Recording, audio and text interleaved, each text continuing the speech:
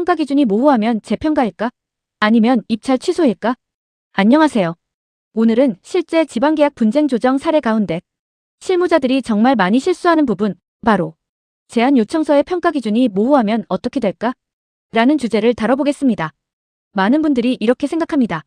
평가를 잘못했으면 다시 평가하면 되는 거 아닌가요? 그런데 실제로는 재평가가 아니라 입찰 자체가 취소될 수도 있습니다. 오늘 사례가 바로 그런 경우입니다. 1. 사건은 어떻게 시작됐을까?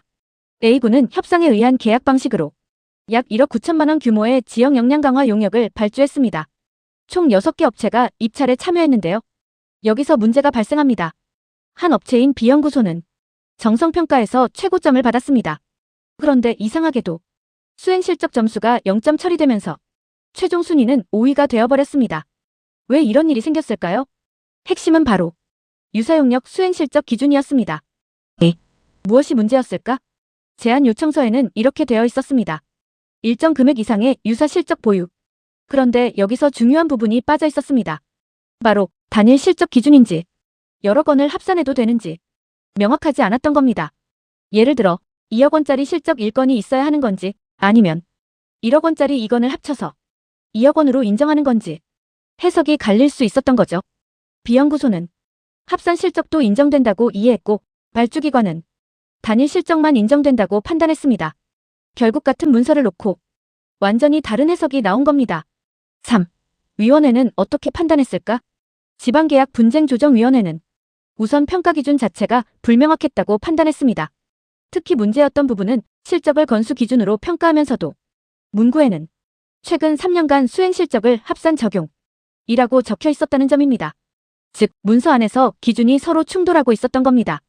알고 보니 예전 공고문을 복사해오는 과정에서 문구 오류가 발생한 것으로 확인됐습니다. 실무에서 정말 자주 발생하는 실수죠. 4. 그런데 왜 재평가가 아니라 입찰 취소였을까? 여기서 중요한 포인트가 나옵니다. 많은 분들이 생각합니다. 그럼 다시 평가하면 되잖아요. 하지만 위원회 판단은 달랐습니다. 만약 재평가를 해서 B연구소를 우선 협상 대상자로 선정하면 이번에는 다른 업체들이 문제를 제기할 가능성이 높다고 본 겁니다. 왜냐하면 처음부터 평가 기준 자체가 불명확했기 때문에 어떤 업체는 애초에 입찰 전략 자체를 다르게 세웠을 수도 있기 때문입니다. 즉, 단순한 채점 오류가 아니라 입찰의 공정성 자체가 흔들린 상황이라고 본 겁니다.